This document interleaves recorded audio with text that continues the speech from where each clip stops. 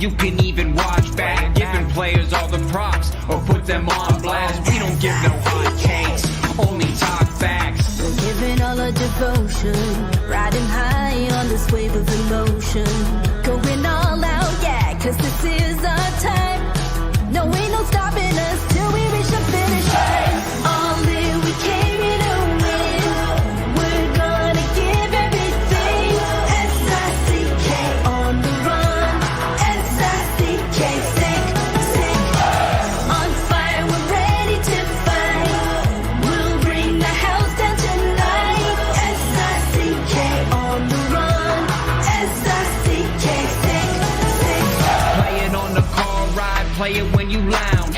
X and O, you know that. Shout out to my man Sammy, got it off the ground. And to all the listeners tuned in right now, got debates, analysis, and speculation. This is sports talk for the new generation. You know where to find us, got a reputation. Sick podcast, your #1 sports destination. Giving all our devotion, riding high on this wave of emotion. Going all out, yeah, cause this is our time. No, ain't no stopping us till we reach the finish line. All in, we came here to win. We're gonna give everything. S-I-C-K on the run. S-I-C-K, sick, sick. On fire, we're ready to fight. We'll bring the house down tonight. S-I-C-K on the run. S-I-C-K, sick, sick. S-I-C-K is the sickest podcast. Tune in for the audio, or you can even watch back. Giving players all the props or put them on blast. We don't give no hot takes, only talk back. S-I-C-K, S-I-C-K, S-I-C-K, S-I-C-K, S-I-C-K, S-I-C-K, S-I-C-K. All in, we came here to win. We're gonna give everything. S-I-C-K on the run. S-I-C-K, sick, sick. S-I-C-K is the sickest podcast. Tune in for the audio, or you can even watch back. Giving players all the props or put them on blast. We don't give no hot takes, only talk facts. We're giving all our devotion, riding high on this wave of emotion. Going all out, yeah, cause this is our time. No, ain't no stopping us till we reach the finish line. All in, we came here to win. We're gonna give everything. S-I-C-K on the run. S-I-C-K, sick, sick. On fire, we're ready to fight. We'll bring the house down tonight. S-I-C-K on the run. S-I-C-K, sick, sick. Play it on the car ride, play it when you lounge. X and O, you know that we can hold it down. Shout out to my man Sammy, got it off the ground. And to all the listeners tuned in right now, got debates, analysis, and speculation. This is sports talk for the new generation. You know where to find us, got a reputation. Sick podcast, your #1 sports destination. Giving all our devotion, riding high on this wave of emotion. Going all out, yeah, cause this is our time. No, ain't no stopping us till we reach the finish line. All in, we came here to win. We're gonna give everything. S-I-C-K on the run. S-I-C-K, sick, sick. On fire, we're ready to fight. We'll bring the house down tonight. S-I-C-K on the run. S-I-C-K, sick, sick. S-I-C-K is the sickest podcast. Tune in for the audio, or you can even watch back. Giving players all the props or put them on blast. We don't give no hot takes, only talk back. S-I-C-K, S-I-C-K, S-I-C-K, S-I-C-K, S-I-C-K. S-I-C-K. Turn up your volume. Because you're about to listen to The Sick Podcast. With Tony Marinaro. 55 seconds left in the penalty, a minute and 27 seconds left in regulation time. Boston 4, Montreal 3. Lafleur coming out rather gingerly on the right side. He gives it into Lemaire, back to Lafleur. The sickest Montreal Canadiens podcast. You're in the ball! Sports entertainment like no other. Rejoint, on lui fait perdre la rondelle, une passe devant. Et c'est le dégagement et ce sera la victoire des Canadiens. Stanley pour les Canadiens, le 23e de l'histoire. You found the dogs! John, you found the dogs! He found the dogs! And all together, they worked a young team to the top. And now, a 24th Stanley Cup banner will hang from the rafters of the famous Forum in Montreal. The Canadiens win the Stanley Cup! Brought to you by Energy Transportation Group. Driven to be different. La Vida TV. Embrace your true nature. And Playground, your premier gaming destination. It's gonna be sick. Marinaro, the Sick Podcast on this Wednesday, May 1st. How is everyone doing? Thank you for watching on YouTube, on Facebook, and on Twitter. The Sick Podcast is brought to you in part by Energy Transportation Group. Once again, a leading full-service logistics provider serving all of North America. Energy Transportation Group is driven to be different. I'm talking to you about Mike Cinquino, Sean Gerard, and David Grassi. What a transportation company they run. As a matter of fact, take a look at the transportation companies across the country, and they come out on top all the time as one of your leading and best employers in the country. And we're very, very grateful to be partnered up with them in this beautiful venture that is the Sick Podcast. Also brought to you in part by La Bitte ATB, brewed in Quebec and a winner of a dozen international awards. La Bitte ATB offers quality microbrewery beers made with premium ingredients for everyone's taste. La Bitte TV, embrace your true nature. Want to let you all know that Craig Button, TSN Director of Scouting, their hockey analyst, is going to join me in just a couple of minutes. I'll also have the opportunity to talk to you about right now Playground.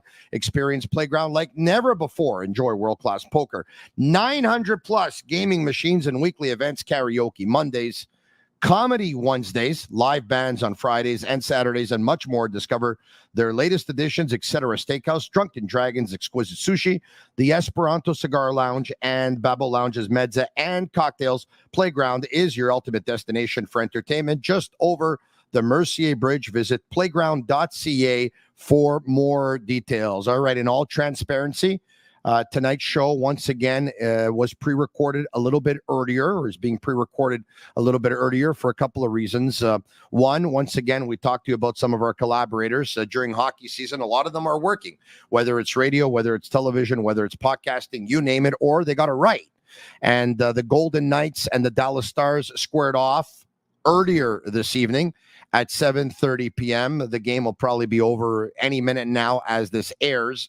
And, of course, starting any minute now is going to be the game between the Kings and the Oilers, which is a 10 o'clock start. So it's pretty hard to get collaborators while games are going on. As for Craig Button, he's a regular collaborator on Wednesdays throughout the season. And not to mention that he is in Helsinki for the under-18s. And when he was with us 1 week ago, we talked about it. He is 7 hours ahead of us. So we would never do something at 10 o'clock at night, our time, because it would be like 5 o'clock in the morning, his time. All right. Before we get to the topic at hand today, actually, I'm going to tell you right now what we're talking about. We're talking about Montreal Canadiens report cards. So far, the season has ended. And of course, as we know, it ended give or take a couple of weeks ago. And we got to one report card. Well, actually, we took a look at the management team and did a report card with them, with Craig Button, as a matter of fact. Also elaborated a little bit on it with Pierre Maguire. And we did a report card for Caden Gooley with Eric Engels. And tonight's report card is going to be on Nick Suzuki. But before we get to Nick Suzuki, there's a couple of things that I want to get out of the way. Number one, yesterday's show, which I really loved, by the way, and for all of you who said, stop spreading propaganda and this and that and whatever, I don't think any of you guys or girls or any people, I don't think any of you actually saw the point. We weren't saying that Steven Stamkos was definitely coming to the Montreal Canadiens. And as a matter of fact, nobody really knows except for Steven Stamkos. But we were exploring the possibilities for Steven Stamkos should he leave Tampa, if he leaves Tampa. And if you watched the podcast yesterday, neither myself nor Ed Encina of the Tampa Bay Times nor Eric Erlinson, lightninginsider.com, actually thought that he would leave Tampa. We all said that he would be back, but there was a lot of things to talk about. Of course, Steven Stamkos is an amazing story because when you hit 34 years of age, you're not supposed to score 40 goals in a season. You're not supposed to be the third best goal scorer on your team in the season, the third best or the fifth best goal scorer, or the third best point getter. You're not supposed to be the best goal scorer on your team in the playoffs, but he did just that. So he's an amazing story. But you saw Jon Cooper at the end of the year saying, I don't think it should be a long discussion. He's a bolt. He knows it. We know it, and we got to get it done. And earlier today, there were, exit meetings, and Julien Brisebois, the general manager at Tampa Bay Lightning, had a chance to speak. And he said, look, we want to get this done as soon as possible. And so it looks like Stamkos is going to stay in Tampa. And why would you want to leave? Yeah, you're playing for one of the best goalies in hockey. You're playing for one of the best defensemen in hockey. You're playing for one of the best centermen in hockey. You're playing with one of the best players in hockey. You're playing for one of the best coaches in hockey. And you're playing in a great city that has great weather, great fishing, great golf, a great beach, not as much pressure as playing in Canada. I wouldn't go anywhere. You had a chance to go somewhere already once when he was an unrestricted free agent. He said, no, thanks. I'm going to stay in Tampa. I expect him to stay again. Before we get to Craig Button, another thing I mentioned is Jon Cooper made a comment about, are we going to put skirts on the goalies now with the goals being disallowed? And I told you, I said, listen, I don't know Jon Cooper, but he comes across as a pretty classy guy. I think he's going to recognize probably poor choice of words, and he probably shouldn't have said what he said. And he's going to come out and apologize the next time he speaks. Next time he spoke was earlier today. He came out and he apologized. So I'm not surprised. And definitely said, you know what? I made a mistake. And there's some things that you say that you want to take back right away. And I wish I could have taken that back, but it was said. So, what I can do is come here and apologize. And he did. And for me, it's apology accepted. All right. Okay. Without further ado, let's bring him in. Craig Button, TSN hockey analyst and director of scouting. Craig, how are you? I am good, Tony, joining you from Helsinki, Finland. A couple of things that I just, listening in on. I love the fact that Jon Cooper, we make mistakes. Acknowledge your mistake, apologize for it, understand that. And I think that Jon Cooper has built up enough currency with respect for everything he does, women's sports, women's hockey, and everything. And certainly you try to make a comment that might have been acceptable a few years back. It's not acceptable now, but he recognized that. Steven Stamkos, I'll tell you what I think. And I'll lay it right out here for you. I think it's the Mountain contract, $25 million over 4 years. Are you in, Steve, or you out? And Steven Stamkos. That's what I think the contract should look like for Steven Stamkos. And I think that Steven, since the time he was 18, the only team he's played for has been the Tampa Bay Lightning. And I think that would be, when I look at it, I think that would be a reasonable deal. You're not paying Steven Stamkos for what he did. You're paying Steven Stamkos for where he's at now in his career. He's still a really good player. But that's the deal that I would be putting forth to Steven Stamkos. Before we get to the under 18s, and let me just, let me tackle Cooper first. For all those who are watching who are saying, okay, don't excuse the guy because what he said was wrong. It was wrong. It was wrong. He knows it was wrong. We know it was wrong. But, when you make a mistake, and Craig said it, we make mistakes every day. Nobody's perfect. We make mistakes every day. I know I do. The one thing you can do is recognize it and apologize for it. And he did that. So, I accept his apology. On Steven Stamkos, can I just add something there real quick? Sure, please. We're not making excuses for what he said. We're not making any excuses for what he said. It was wrong. He knows it was wrong. And everybody knows it was wrong. But he acknowledged the mistake and you move on. And like I said, he's got enough currency where, where forgiveness now becomes the next step for him. You make a mistake, you acknowledge that it was wrong. You don't have to rationalize it. He didn't rationalize it. He said it was wrong. And now we move on. And Yep. that's as simple as that. But none of us are making excuses for the comment, but we are acknowledging that that the mistake he made, he needed to apologize for it, and he has. Stamkos' play this year was amazing. I thought he was tremendous. I'm not going to lie to you. A couple of years ago, of course, we remember he missed that Stanley Cup final when they won the Stanley Cup, and then they came back in 2022. I believe he missed 2021 playoffs. He played one game. Remember, he played one game in the bubble, and he scored. Remember, he came back and scored, and then he ended up having a problem with that groin hip issue again, and he had to leave the game. But in the last couple of years, I'm not going to lie to you. I've looked at Stamkos at some points, and it's obvious it's when he was decimated with injury. But we don't know what athletes are going through, right, and where they are in their stage of recovery. And I was saying to myself, my God, I mean, this guy's getting old fast, and you know what? He's lost a step here, and I'm not so sure about his next contract. And then you can tell this year where he was fully healthy, how amazing he was. And sometimes, and you know this better than I do, Craig, when you suffer an injury, sometimes it might take up to 2 years for you to get back to where you were before the injury. Like, it could take that long.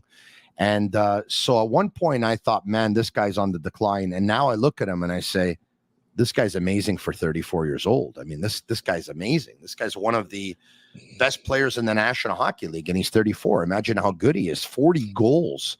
A goal every other game, basically, a point per game in the regular season, a goal per game in the playoffs. I mean, leading the way for his team in goals in the playoffs. I thought he was fantastic. And having said that, I have to ask you the question anyway. So obviously your answer must be no, because you're willing to give the 4-year deal at $25 million, which is about $6.25 million per season. So my question to you is, do you think Julien Brisebois is at all worried that if he gives Stamkos a long-term deal, that either Stamkos at one point gets old overnight, the way some elite athletes have, or that his team ends up looking like the Pittsburgh Penguins in a couple of years from now, where everyone's taking a step back and saying, yeah, you know what? I guess they should have traded at least two of those guys. Okay, so like, and I'm just using the Malkin contract as a benchmark. I mean, Evgeny signed that contract 2 years ago, so maybe it's $7 million now for Steven Stamkos, but and it's $28 million instead of $25 million. Like, I'm just saying that type of it feels to me like Steve. I mean, what did Evgeny Malkin have this year? 67 points. He's not Evgeny Malkin MVP in the league. He's not that player anymore. Steven Stamkos, top player in the league. I mean, he's a good player. He's a very good player, but he's not at that level. So to answer your question, they're two different areas. The first part is that, like, what you're trying to pay a player with respect to, like, I'm really like I'll be straightforward. Like, I call it dispassionate assessment. Like, I know what Steven Stamkos has done in the past. He's been paid for that. I'm not paying for the past.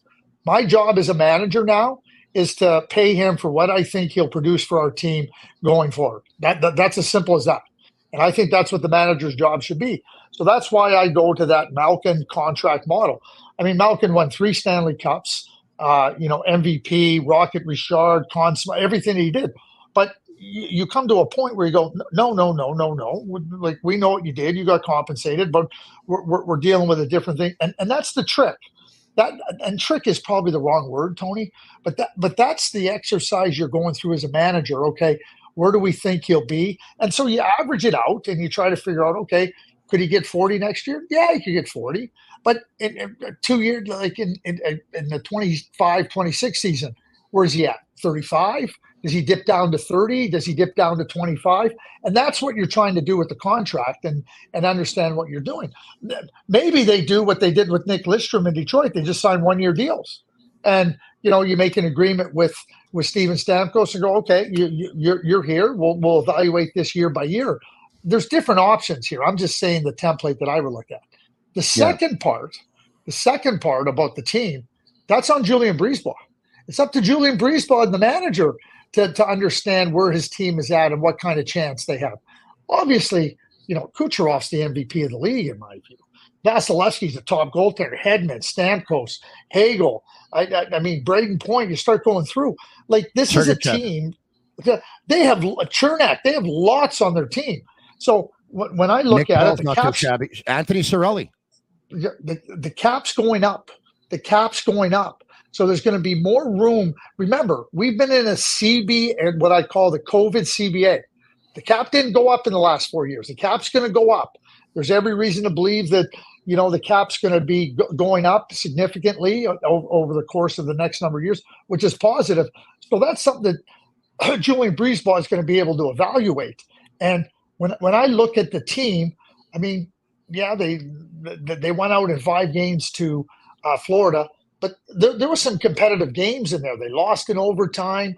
They could have easily been 2-2 coming back for game 5 into Florida.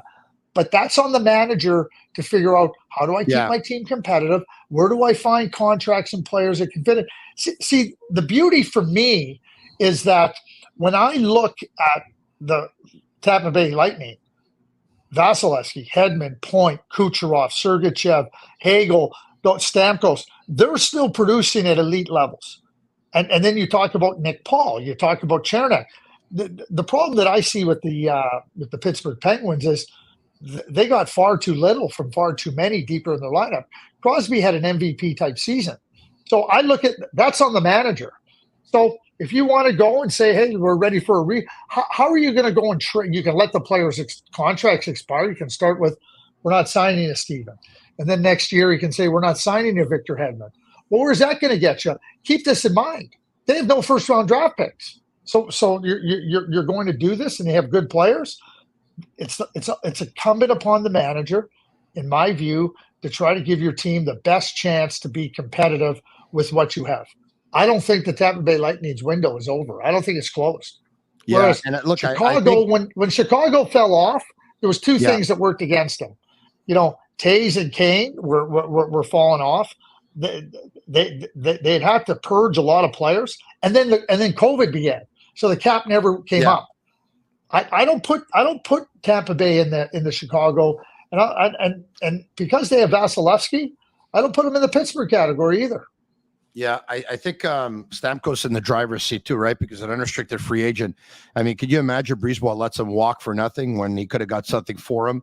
And they're at a stage right now where they traded away all their picks. And once again, you're not going to lose Stamkos for nothing. They probably might not have much of a choice, really, even if they considered going in a different direction. Anyway, look, I want to talk to you about the U18s eventually here, but I want to just get into the Montreal Canadiens first and finish off with the U18s, unless, of course, the discussion takes us where there's a U18 player that you think could be a perfect fit for the Canadiens, and then you just throw him in there.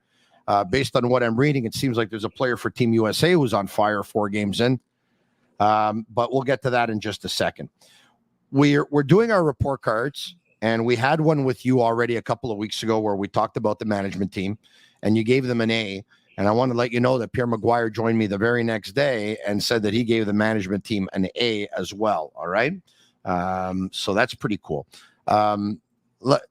Eric Engels touched on the report card for Caden Gooley. I want to touch on the report card for Nick Suzuki because for me, the center ice position is such an important role, especially in the playoffs. And one of the things I take a look at, and I did the exercise with Eric Engels, was, okay, Eric, what kind of player do you think Caden Gooley is going to be when all is said and done, and he's going to hit his peak? And he said a first-pairing shutdown defenseman. So what I did was I took a look at all the first-pairing shutdown defensemen that were, I think, in the Eastern Conference and put Caden Gooley up against them and see how they fared.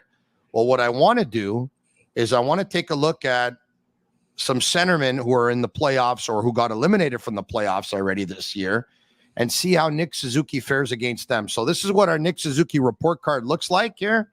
Let's bring up his little report card. Name Nick Suzuki, position center, games played 82, goals 33, assists 44, points 77, plus minus. He was a minus 14. Give a grade from A to F, with A being the best. Obviously, we'll get to the grade a little bit later on. I'll ask you the same question I asked Eric. I think I already know your answer based on a couple of conversations we've had. Nick Suzuki is in which chair for you? Say it again for those who didn't hear it the last 10 times you said it, Craig. First line pillar center, first line important center, first line valuable center, first line center you can win Stanley Cups with.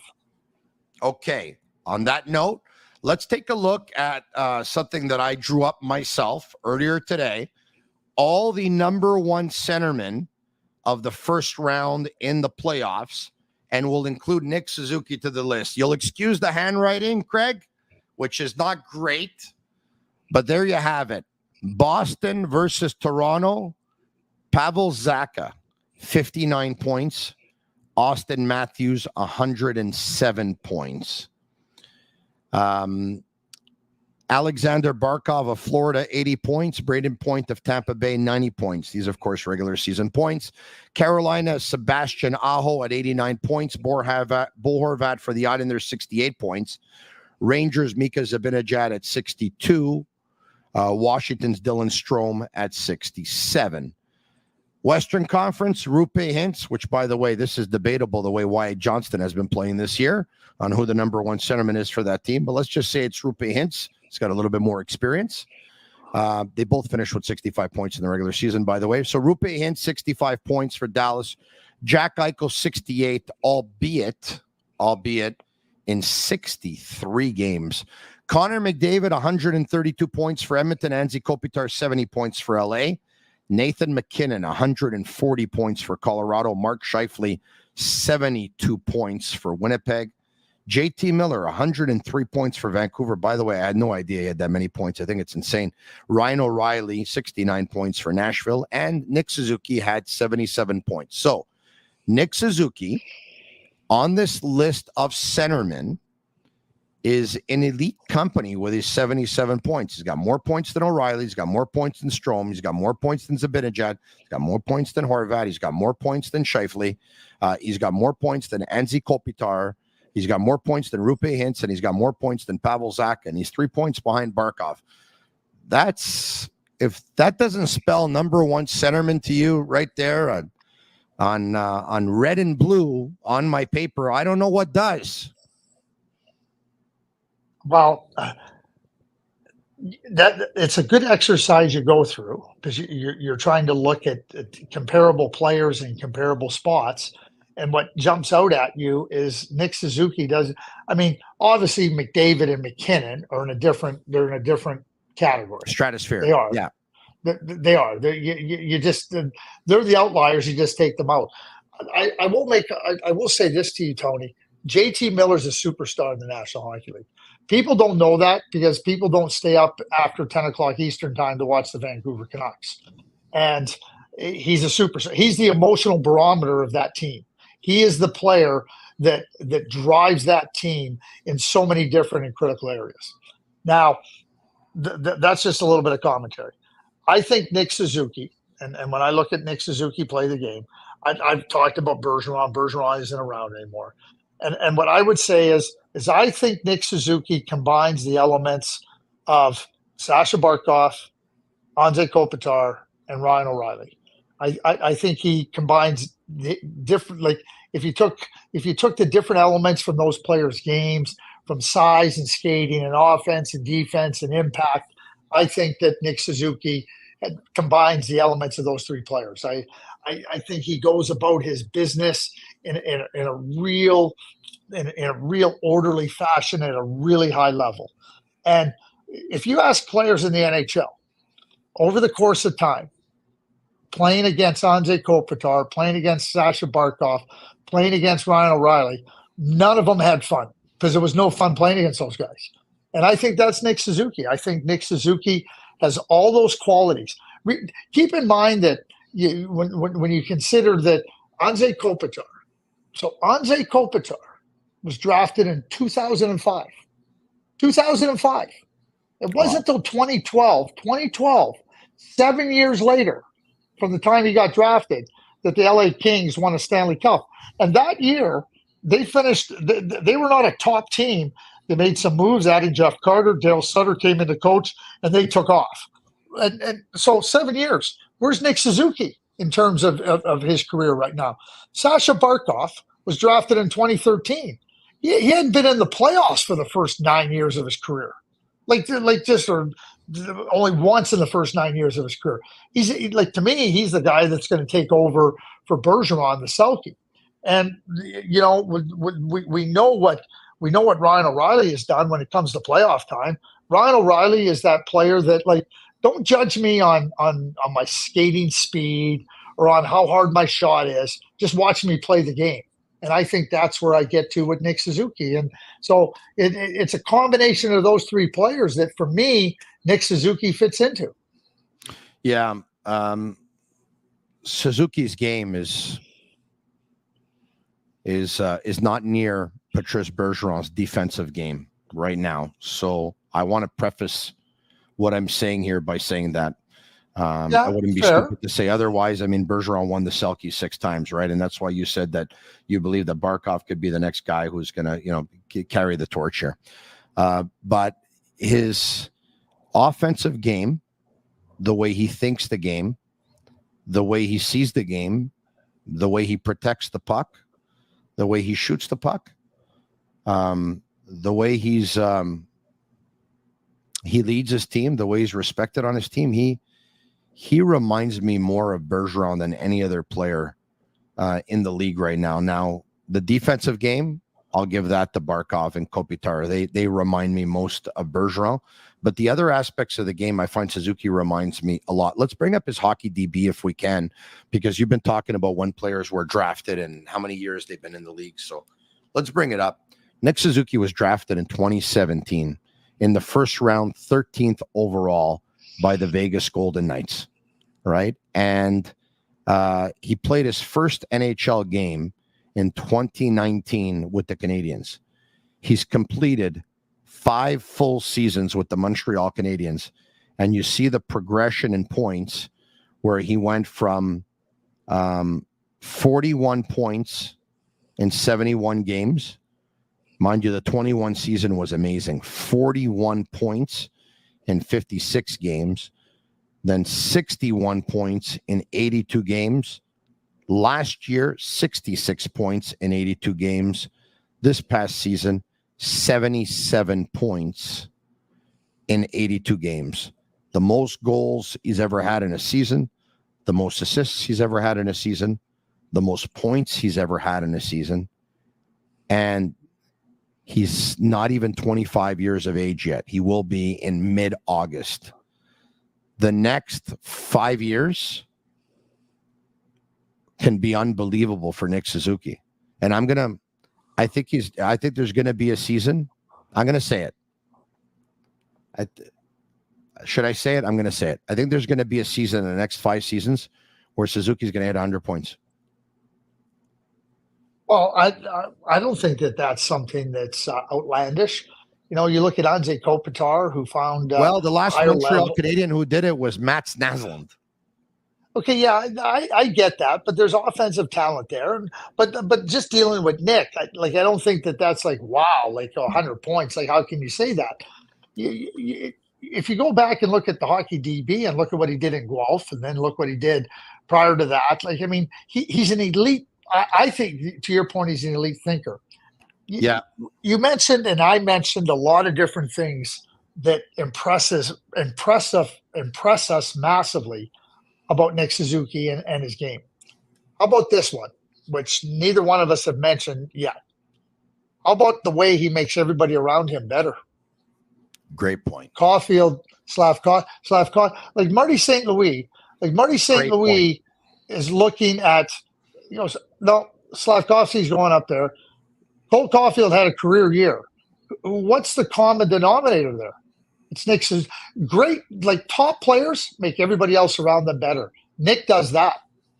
Craig, I don't know if you saw this or you missed it, but I'm going to bring it up now. The timing is perfect. It was said at the end of the year that when, if you recall, early on at the beginning of the season, Slavkovsky was struggling. And a lot of people were saying, oh, man, like, just, okay, send him to Laval. This is going to be a disaster, whatever. And Suzuki went to Marty St. Louis and said, give him to me. Put him on my line. The rest is history. It took off. That's leadership. It's leadership, and by the way, Nick is the captain. But it's not just going and saying it. It's going and saying, I'm going to help this player. Like, it's one thing to say, give him to me, but Nick digs in to help players be better. So now it's you got a young 19-year-old in Uri Slavkovsky. He knows the pressures of being drafted first overall, and Marty St. Louis says, you know what, Nick, I trust you, and we're going to see where this goes. Cole Caulfield, you know what, I want you to round out your game a little bit more, and Nick, I trust you that you can help him do that. To me, that is what leadership is about. It's not just what you do and what you produce. It's how you take what you have and what you do and extend it. It's like he has tentacles. He has tentacles that can impact different players in different areas of the game in significant ways.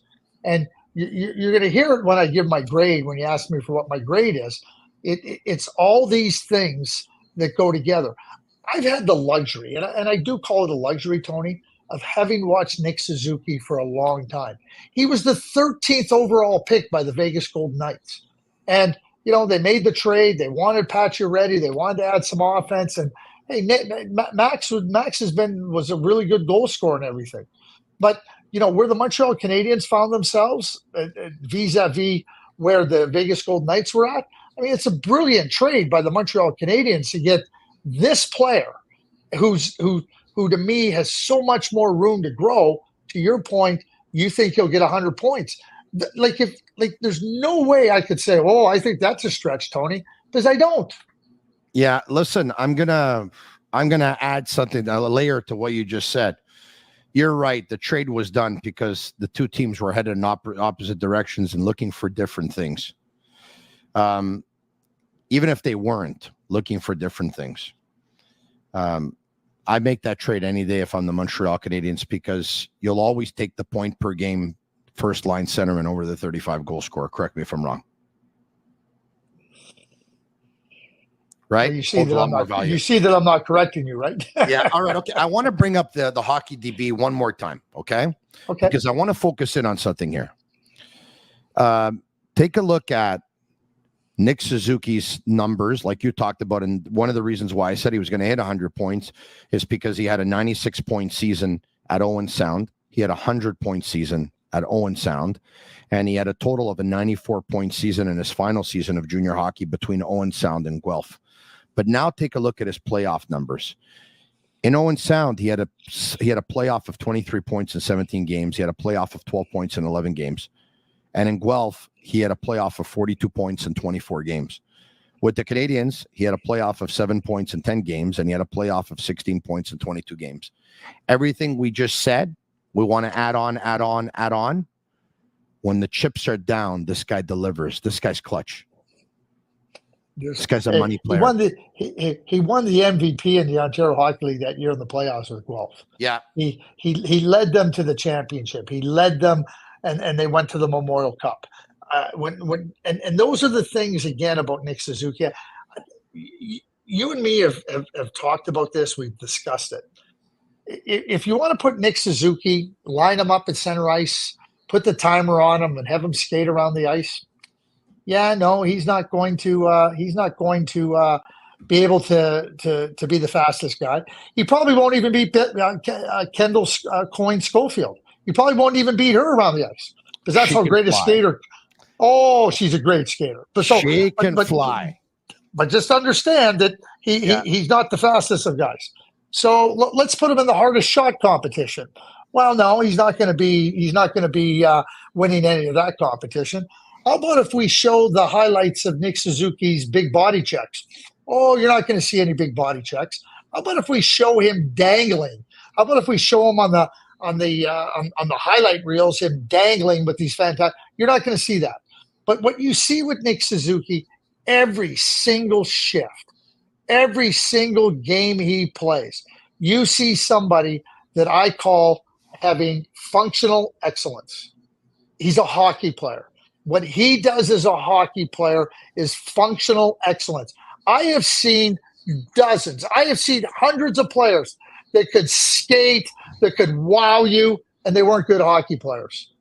Nick Suzuki is a great hockey player. You know, it's funny we're talking report cards, Craig, because he's the student that, you know, he's not the student who gets 100 in one subject and gets 70 in another and gets 40 in another. He gets 88 in every class. Maybe even 90. Yeah. Right? But that's what he is. Yeah, he right? does. He gets You're 88 to 90 in every class. That's it.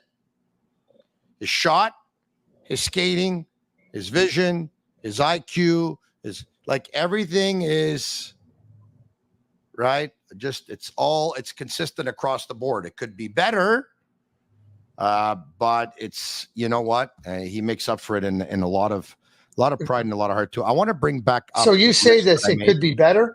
You just said this. It just. Well, he's not at his peak yet, right? Bingo. You said it could be better, and Nick's pushing to be better. That's the other. Yeah. He's not satisfied where he's at. He's not satisfied where the team is at. That's a driver. Like, and we'll get to the U18 at some point here, but like the draft is coming up, 2024. I look at players. I give lots of weight to players. Significant weight to players that I see as difference makers. I know there's going to be players drafted. I know there's going to be players that play 800 games in the NHL, 1,000. Yeah, they played. They weren't difference makers. I'm looking for difference makers. At like when I'm putting at the top part of my list. Nick Suzuki is a difference maker. I'm really going to put you on the spot now, man. Am I going to put you on the spot? Let's bring up that list that I made out myself with all the number one centermen of all the teams that made the first round of the playoffs, and we added Suzuki to that list. Okay, all right. So once again, we convened that Connor McDavid and Nathan McKinnon are in another stratosphere for centermen, and Austin Matthews. Okay, who would you take? If you take a look at the next 5 years, or probably 6 years, because I think that's what he's got left on his contract or whatever, who would you take Suzuki ahead of, knowing that he's behind Matthews and McDavid and McKinnon, understandably so? Who would you take him ahead of? Ryan O'Reilly, because of his age for sure. Anze Kopitar, because of his age for sure. He's ahead of those guys. Why don't you ask me who I would take ahead of Nick Suzuki? Who would you take ahead of Nick Suzuki, Craig? There's only one player I would consider taking ahead of Nick Suzuki right now. Not you want to named take a guess McDavid, who it is? Not named McKinnon and not named Matthews. Not named Matthews. Yeah. Oh, it's Barkov. You're exactly right. Yeah, because he's the full package. He's everything that, and he's the horse at 6'4", 230. And Sebastian Aho is a little bit not much older.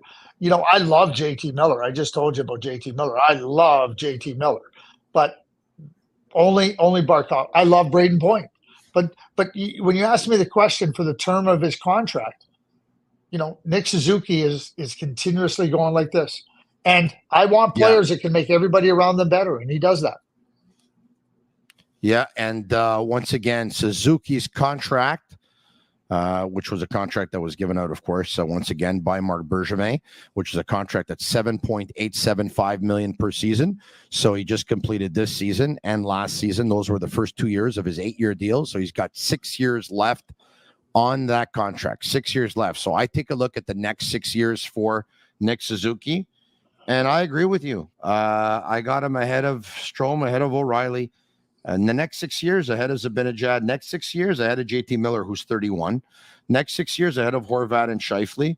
Aho's really good, no doubt about that. Ahead of Kopitar for sure. Ahead of Zaka for sure. Ahead of Hintz, in my opinion. Yeah. Barkov's the horse. Barkov's Nick Suzuki with a bigger size, bigger frame.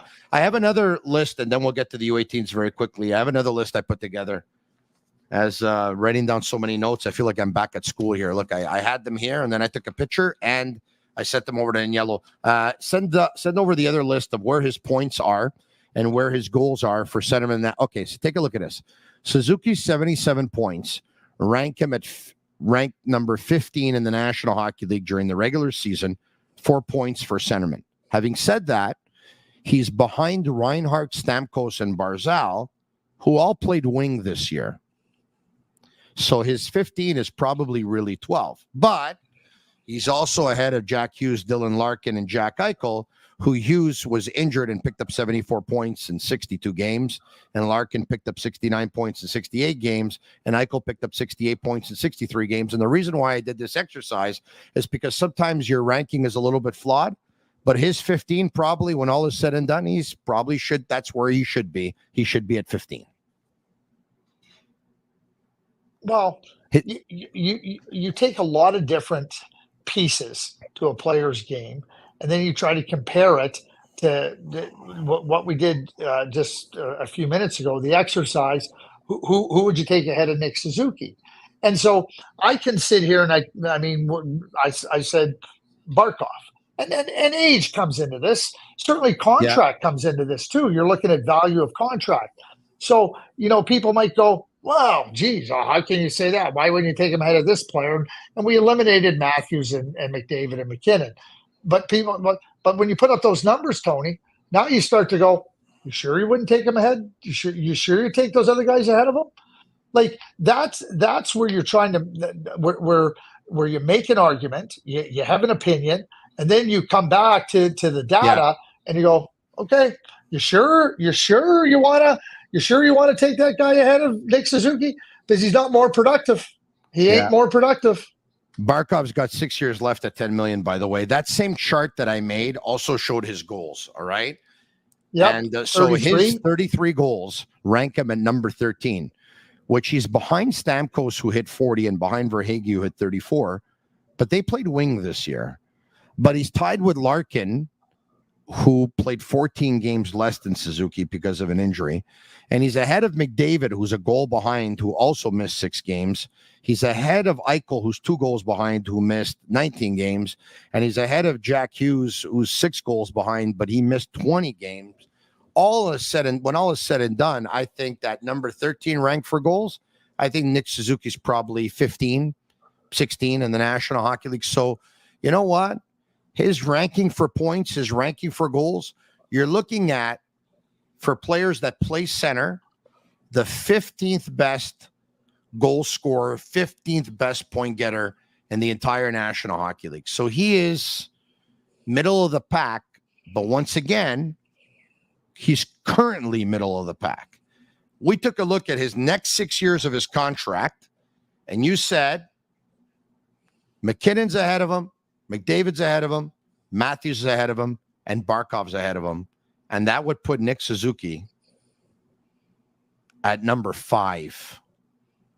So he's currently 15 in goals, currently 15 in points, if we prorate all the injuries and modify that a bit, tinker with it a little bit. But then we take a look at the next 6 years, and you think that he can put himself in the top 5 discussion.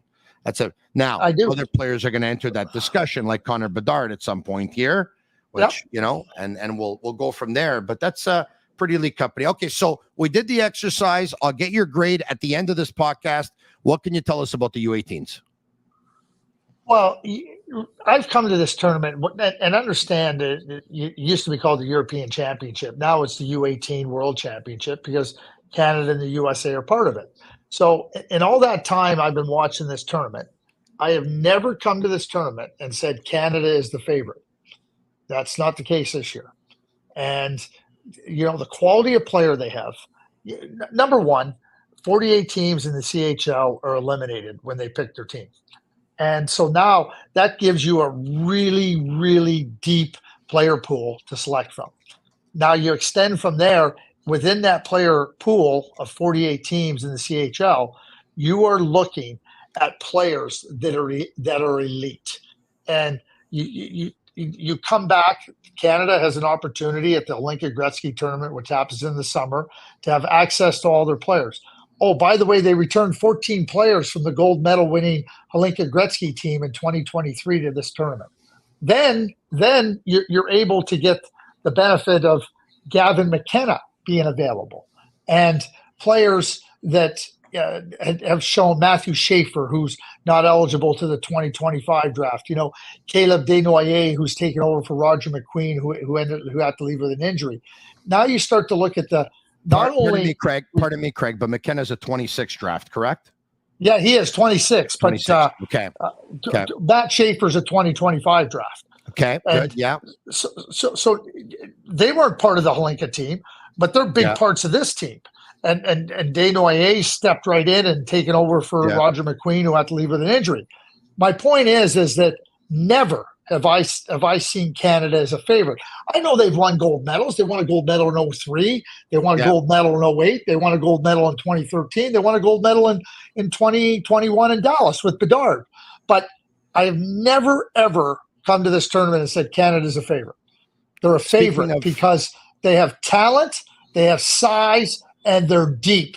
Now, the USA is going to pose a real challenge for them, just like Canada is going to pose a real challenge for the USA. But this is a top Canadian team. Speaking of 2025, I'll get to that, then I'll end with 2024, and then I'll end with the great on Suzuki. Is the number one pick in the 2025 draft right now an American? Nope. No.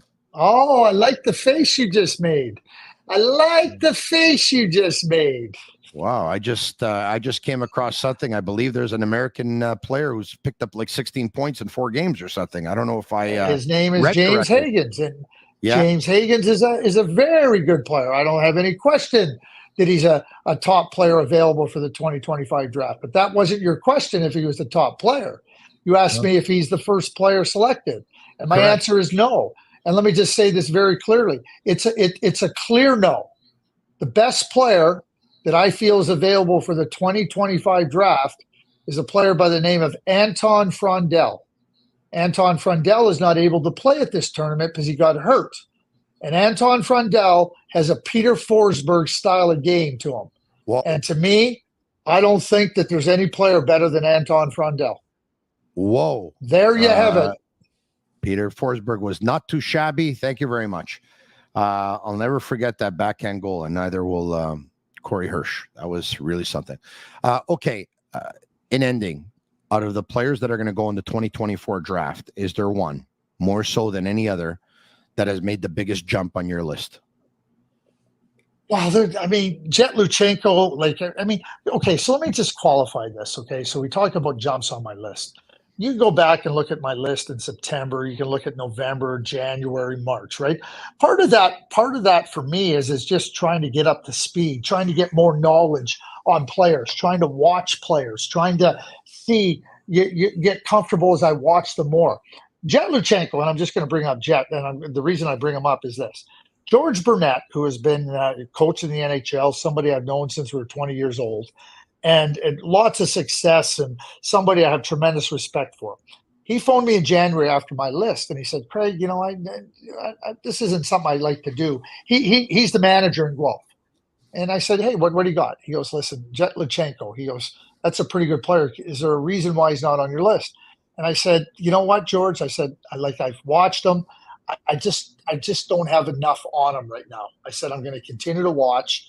And I said, obviously, he's somebody that I have to feel that is somebody I haven't given enough due to. And certainly that's not because he's not a good player. Or that I don't think it's just because I don't have enough information for me to be confident doing it. But I said, George, I'm going to keep working at this, and you can trust me on that. And I appreciate the fact that people reach out to me and say, hey, watch this player, watch that player. And they do it. And George, I have great respect for. So Jet Luchenko, he's pushed right up. He'll be top 20 for me. And do you know who my comparable for Jet Luchenko is? You want to? Well, I just gave it away. I said he plays in Guelph. Nick Suzuki. Yeah, Yeah. That's who I think he's like. And, so there you go, right? So here we are talking about Nick Suzuki. There's a reason I brought Jet. So when you ask me about players going up on my list, a lot of it is just getting more information, me watching them more, me being able to be more comfortable in assessing them with real confidence. Jet Luchenko's one for sure. TJ Ginla's another one. TJ Ginla, to me, I've watched him since he was at the U17 tournament back in November, well, even before that. His progress has been significant, and he shows no signs. I've said this to you, I think, Tony. We drafted Jarome Iginla in 1995. We thought he'd be a 30-35 goal scorer and a really good power forward. We thought he'd be a 30 to 35 goal scorer and a really good power forward, and we traded him for Joe Nieuwendyk. And you know what? We were wrong. We underestimated Jarome Iginla. He was a superstar. I'm watching TJ Iginla, and you know what's going through my head? Don't underestimate him, Craig. Don't underestimate him. He might be top 5. He might be a top 5 player. He is that good. The Canadiens had a chance to draft Iginla at 8, and they didn't. And you guys in Dallas drafted other teams him at 11. did too. We got him. And the other player I'm going to bring up, Cole Yzerman. The more I watch Cole Yzerman, and it's more what I hear about Cole Yzerman, I heard the same things about Mike Bossy. 15th overall in 1977. And in my view, Mike Bossy's the greatest goal scorer, the best goal scorer that ever played in the National Hockey League. He didn't get the most goals because he only played 10 seasons. And I hear the same things about Cole Yzerman now, and it's like, oh my God, it's the same things that were said about Mike Bossy. Cole Yzerman to me is the best goal scorer in this draft. So those are the players that I just named, a trio of players that I continue to watch and really, really feel that those 3 players, as I've become, and I've watched Cole Yzerman for a long time, I'm getting more and more comfortable. And I say this to people all the time. I say it to agents, I say it to coaches, I say it to people that ask me. I'm just trying to get as comfortable as I can when it comes to June, and I put out what is my final list, that I feel comfortable with that. I know it's going to change in September. I know I'm going to look back and go, oh, I didn't give that guy enough credit, or I gave that player too much credit.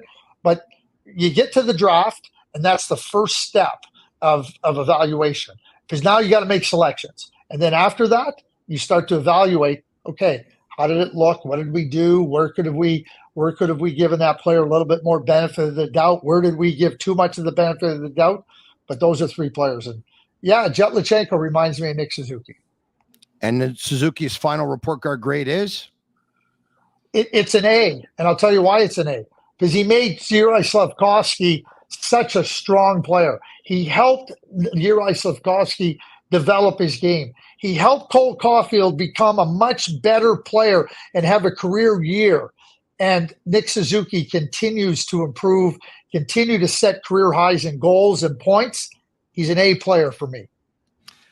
Craig, you're an A collaborator for me, without a doubt, any day of the week and twice on Sunday. Thanks so much for doing this live from Helsinki. Have a great night. We'll talk to you soon, my man. Quick, am I going to have to do this twice on Sunday now? No. We'll give you Sunday off. We'll talk to you soon. All right. Thanks. There you have it. There's Craig Button, director of scouting for TSN and their hockey analyst.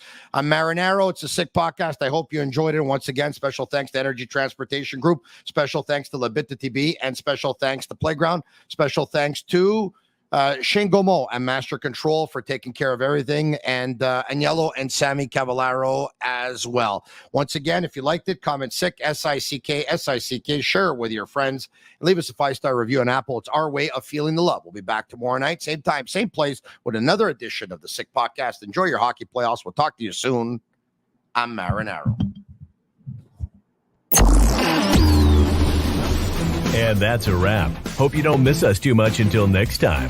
Follow the Sick Podcast with Tony Marinaro on YouTube, Instagram, Facebook, Google Play, and Apple Podcasts. The Sick Podcast is brought to you by Energy Transportation Group, driven to be different. LaBita.tv, embrace your true nature.